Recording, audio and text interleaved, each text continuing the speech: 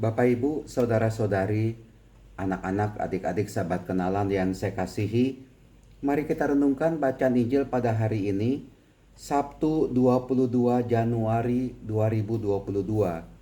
Sesuatu yang menggelikan menurut saya, yang lucu terjadi, karena dari dalam bacaan Injil hari ini Markus bab 3 ayat 20 sampai dengan 21, keluarga Tuhan Yesus ketika mendengar kesibukan, pekerjaan, kegiatan dilakukan oleh Tuhan Yesus, dan juga mungkin mendengar dari ungkapan-ungkapan kalimat orang banyak pada saat itu, juga orang-orang Farisi, imam-imam kepala, ahli-ahli Taurat, kaum keluarga Tuhan Yesus mau mengambil Tuhan Yesus karena mereka punya anggapan, dikatakan dari dalam bacaan Injil hari ini, ia tidak waras lagi.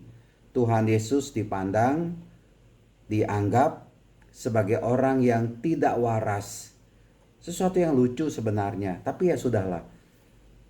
Orang punya pendapat, punya anggapan-anggapan tertentu kepada orang lain. Tetapi ingatlah, anggapan-anggapan tersebut belum tentu benar, bahkan salah. Belum tentu benar.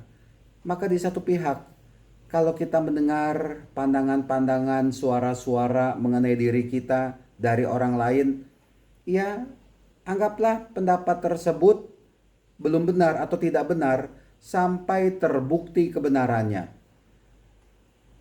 Kita nggak usah cemas, tidak usah kecewa, tidak usah takut akan pendapat-pendapat terhadap diri kita yang muncul. Apalagi itu kerap kali yang ada, yang muncul, yang kita dengar adalah pendapat-pendapat, pandangan-pandangan yang negatif, yang jelek mengenai diri kita. Jangan lekas kecewa, tenang saja.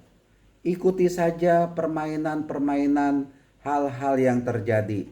Jangan terlalu sibuk ditanggapi, diam saja. Tertawalah saja. Nikmati sambil minum kopi atau makanan kesukaan Anda, nikmati. Dan itu semua pandangan-pandangan pendapat yang ada jangan mengganggu sukacita kegembiraan Anda. Gak usah dipikirkan oleh pandangan-pandangan yang kerap kali ada mengenai diri saya, mengenai diri Anda dari orang lain. Hanya kita yang tahu bagaimana keadaan diri kita. Kalau kita benar, jangan takut, tenang saja. Kecuali kalau kita salah, mari kita perbaiki diri kita. Pandangan-pandangan tersebut bisa membuat kita memperbaiki diri kita kalau kita salah. Nah, juga menurut saya, kita pun jangan mempunyai pandangan-pandangan yang jelek mengenai orang lain. Atau memberi cap negatif, memandang orang lain secara jelek, secara negatif, nggak usah. Yang penting adalah bagaimana kita bisa bertindak, berbuat kasih dalam kehidupan kita. Dan kalau seandainya kita melihat ada sesama, ada orang lain yang juga punya ya hal-hal yang keliru, dia bersalah, dia menyimpang hidupnya, mari kita sapa dia atau kita tegur dia dengan upaya memperbaiki dirinya, supaya dia tidak lagi berada dalam kesalahan, dalam dosa terus-menerus. Membantu, menolong dia. Bukan menjelek-jelekan loh, tapi membantu, menolong dia untuk kembali ke jalan yang benar. Supaya dia itu bisa berbuat baik, berbuat kasih, berbuat benar dalam kehidupan ini. Nah, Bapak Ibu, saudara-saudara terkasih, semoga dalam hidup ini kita bisa berjalan dengan penuh sukacita. Jangan khawatir akan pendapat-pendapat yang jelek, negatif dari orang lain. Sambil kita introspeksi ke dalam diri kita sendiri. Dan mari kita membantu orang lain untuk bisa berbuat kembali di jalan yang benar.